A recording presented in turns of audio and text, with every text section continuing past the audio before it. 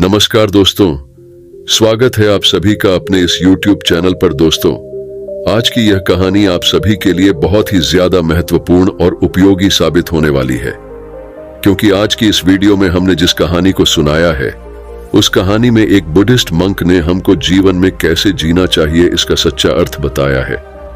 तो जीवन की सबसे अच्छी सीख जानने के लिए इस वीडियो को आपको अंत तक देखना होगा, अन्यथा आप यह नहीं समझ पाएंगे कि सच्चे अर्थों में हमारे जीवन का क्या लक्ष्य है और कैसे हमें अपने जीवन का यापन करना चाहिए। इस जगत में ऐसी कोई भी वस्तु नहीं है जो नष्ट ना हो, परंतु फिर भी न जाने क्यों बहुत से लोग अपनी जिंदगी को यूं ही जिए जा रहे हैं।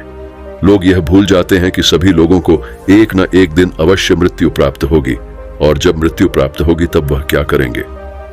पहाड़ के किसी गांव में दो भाई रहा करते थे, जिनमें से एक भाई धन संपत्ति इकट्ठा करके अपनी जिंदगी को ऐसो आराम से जी रहा था, जबकि दूसरा भाई गरीब था, लेकिन उसके स्वभाव में ईमानदारी थी और उसने अपने आसपास के लोगों में मान सम्मान कमाया था।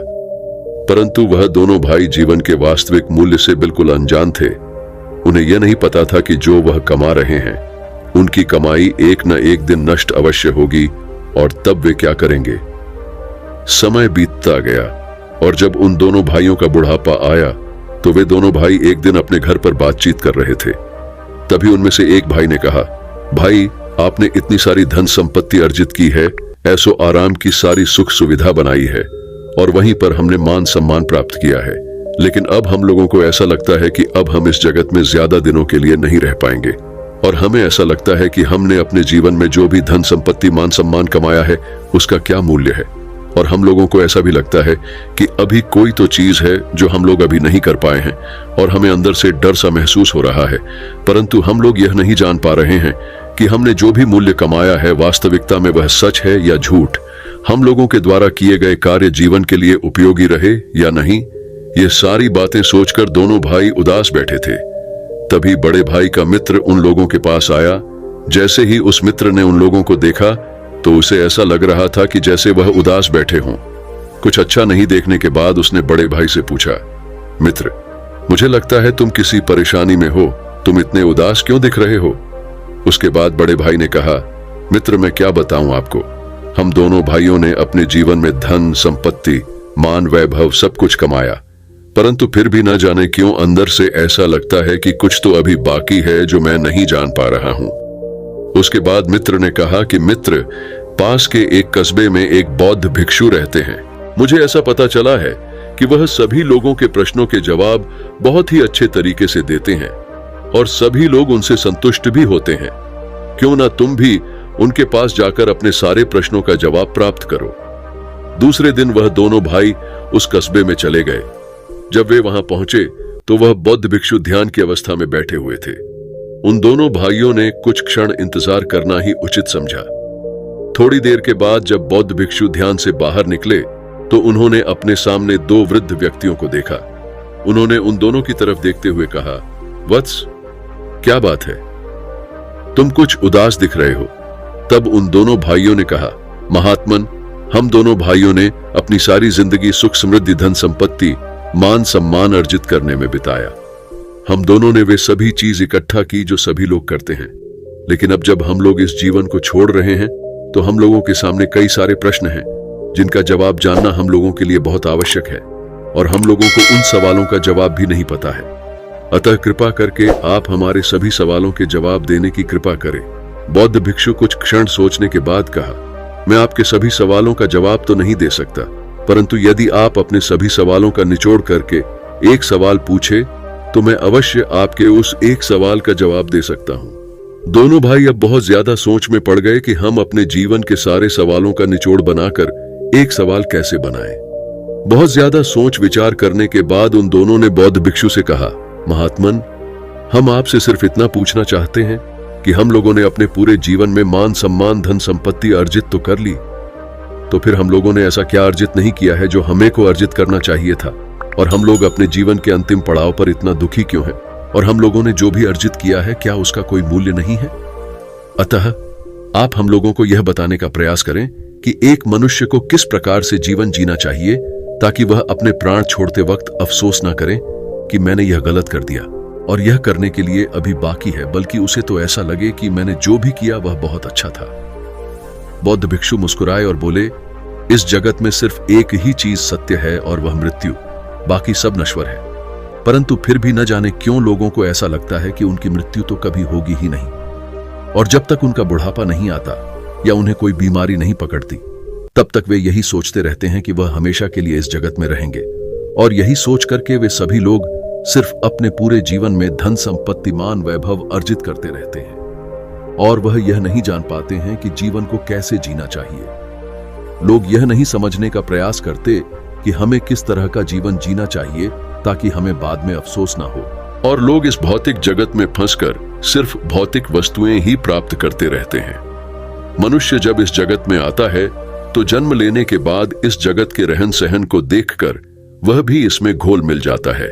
एक इंसान सिर्फ यही सोचता है कि इस जीवन में धन कमाना, संतान उत्पन्न करना और अच्छा सा घर बनाना और अपने संतान के लिए खूब सारा धन इकट्ठा करना ही जीवन का उद्देश्य है, और वह अपने को अमर समझने लगता है तथा गलत कृत्य करने लगता है।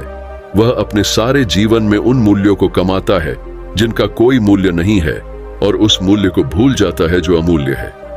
मनुष्य कागज में बैठे उस व्यक्ति के तरीके सोचता है कि जैसे मौत अब उसका कुछ नहीं बिगाड़ सकती, परंतु वह यह भूल जाता है कि जब तक बारिश नहीं होती तभी तक वह नाव में बैठा है, परंतु जैसे ही बारिश होगी तो वह नाव के साथ पानी में डूब जाएगा और उसके जीवन का अंत हो जाएगा। परंतु फिर भी लोग सचेत नहीं होते हैं और अपने जीवन को सही उद्देश्य के लिए नहीं जीते हैं, जिसके कारण से उन्हें बाद में बहुत ज्यादा पछतावा होता है। क्या तुम जानते हो कि जानवर और मनुष्य में क्या फर्क होता है? जानवर भी तो कर्म करता है और कर्म करके स्वयं के लिए भोजन एकत्रित करता है ताकि वह स्वयं को जीवित रख सके। जानवर भी तो बच्चे पैदा करते हैं, और मनुष्य जितने भी कर्म करता है वह अपने जीव को उपार्जन के लिए ही तो करता है। तो फिर मनुष्य और जानवर में क्या फर्क हुआ? बौद्ध भिक्षु आगे कहते हैं कि मनुष्य में चेतना होती है जबकि जानवरों में चेतना नहीं होती है। अतः मनुष्य और जानवरों में सिर्फ चेतना का फर्क है। चेतना के द्वारा ही मनुष्य अपने लिए सुख सुविधाएं उत्पन्न करता है। मनुष्य अपनी चेतना का उपयोग करके वह सभी चीज उत्पन्न करता है जो उसे सुख सुविधाएं और जीने की तरीके को आसान कर दें और उसे कोई तकलीफ ना हो, परंतु सही अर्थों में वह चेतना का सही से उपयोग करना ही नहीं जानता। वह तो सिर्फ जीवन भर धन संपत्ति रूपी कंकड़ पत्थर बटोरता रहता है, जो कि यहीं इसी जगत में इसी मिट्टी में मिल जाने वाला है। परंतु वह भूल जाता है कि उसके जीवन का उद्देश्य क्या है। लेकिन वह इसी चेतना का उपयोग करके चेतना को अधिक से अधिक ऊपर उठाकर जीवन के सही उद्देश्य को जान सकता है। वह परमार्थ को प्राप्त कर सकता है, जो कि उसके जीवन का सच्चे अर्थों में उपयोग है। परंतु मनुष्य इस जगत में आकर के यह सभी बातें भूलकर सिर्फ अपने सुख सुविधाओं की चीजें और अपने संतानों को सुख सुविधा देने के लिए सारी जिंदगी इधर उधर भटकता रहता है, परंतु उसे कहीं भी सुख नहीं मिलता है। और जब उसका अंत समय आता है तो उसे समझ में आता है कि उसने जीवन भर सिर्फ कंकड़ पत्थर ही बटोरे हैं, परंतु तब तो समय बीत चुका होता है। अब उसके ऐसा सोचने से कुछ नहीं होगा।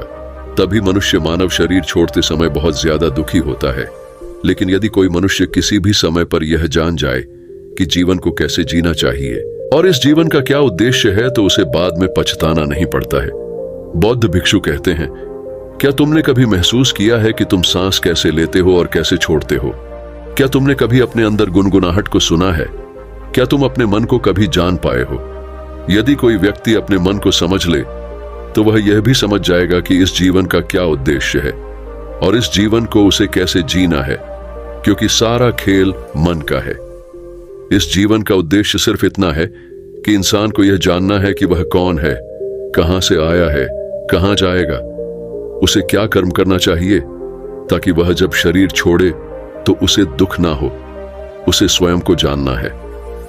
सही अर्थों में जानो तो लोगों से बिना बैर किए प्रेम भाव से जीना और एक दूसरे का साथ देना और स्वयं को जानना ही इस जीवन का उद्देश्य है, तथा इस जीवन मृत्यु के दंडल से कैसे निकालना है। इन्हीं बातों का ज्ञान यदि हो जाए तो कोई भी व्यक्ति अपनी मृत्यु के समय भयभीत नहीं होगा और उसे इस बात का अफसोस भी नहीं होगा कि वह अपने शरीर को छोड़ रहा है, क्योंकि उस वक्त वह पूर्ण है। वह यह जान चुका है कि उसने जो भी कार्य किया है वह सही है। दोस्तों, उन दोनों भाइयों ने तो जीवन का उद्देश्य समझ लिया है, परंतु क्या आप जान पाते मुझे कमेंट बॉक्स में जरूर बताएं और वीडियो पसंद आई हो तो इसे लाइक एवं शेयर करें और ऐसी ही ज्ञानवर्धक वीडियो के लिए हमें सब्सक्राइब करें और बेल आइकॉन को ऑल नोटिफिकेशन पर प्रेस कर लें।